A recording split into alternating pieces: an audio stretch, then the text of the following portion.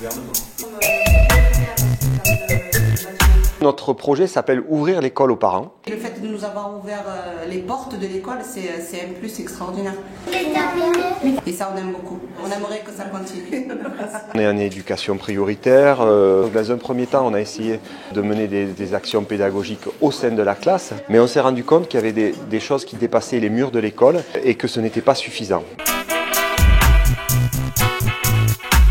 On parle avec le maître, c'est comme, c'est pas quelque chose d'immense, c'est le maître. On est les garants, les experts de la pédagogie, on ne la négocie pas, par contre on l'explicite, on donne du sens, de la cohérence à ce qu'on fait.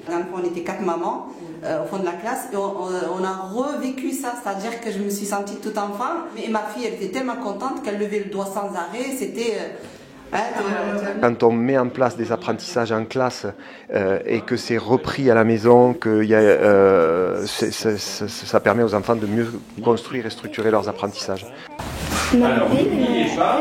Le principe de coéducation, comme il est écrit dans notre littérature institutionnelle, c'est quelque chose on n'est pas habitué à travailler avec des adultes, on n'est pas formé pour ça, donc c'est nouveau. Du coup, ça rejaillit là aussi, ça a un impact sur le travail, sur nos gestes professionnels, sur les relations en équipe, parce que je pense qu'il faut qu'il y ait une cohérence de l'équipe par rapport à ces nouvelles postures, et sur la place de l'établissement et du partenariat au sens large, donc avec les parents, mais des acteurs, avec les associations qui interviennent dans l'accompagnement à la scolarité. Les collègues apprennent une nouvelle facette de leur métier qui fait partie, à mon avis, maintenant de notre métier, justement. Ce qui fait le maître, nous, on le suit à la maison.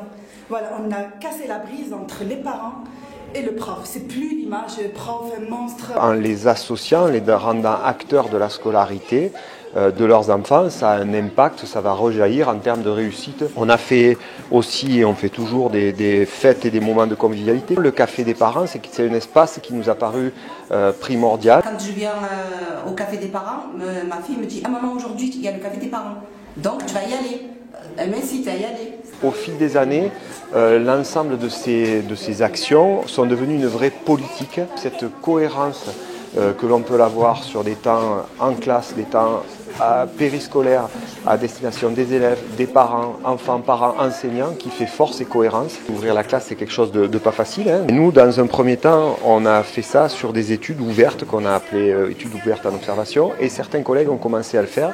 Puis après, les collègues du CP, puis après, toute l'école a accepté de jouer le jeu. Au tableau.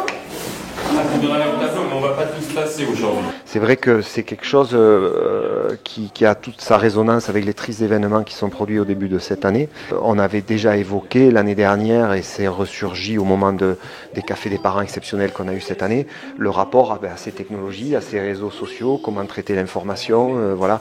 C'est bien. L'ouvrir l'école, ça permet de redonner la place à l'école avec un grand E et à la garder sacralisée. Voilà, c'est un dosage compliqué. Et certains collègues qui sont plus réfractaires ou qui ont plus de réticence ont peur de ça. Et je crois qu'on arrive, si on est bien au clair sur ces objectifs et sur ce que l'on met en place, on arrive à trouver à ce résultat-là. Que les autres écoles prennent donc l'exemple parce que ça donne des fruits que voilà, les élèves sont plus épanouis. Mais on atteint plus de 60% de participation aux élections depuis 3 ans, ce qui pour l'éducation prioritaire est bien au-dessus des moyennes habituelles. Nos enfants aiment venir à l'école parce que ça se passe bien. Toutes ces choses-là participent d'eux et permettent de cultiver cette confiance sur laquelle on peut bâtir avec cet objectif commun que l'on a. Nous, la réussite des élèves, la réussite de l'enfant. C'est encore pareil. Et rien qu'ouvrir la porte pour les parents. C'est pas pour se plaindre de nos enfants, mais pour parler de nos enfants, ça c'est grand chose. Ça c'est beau. Ouais.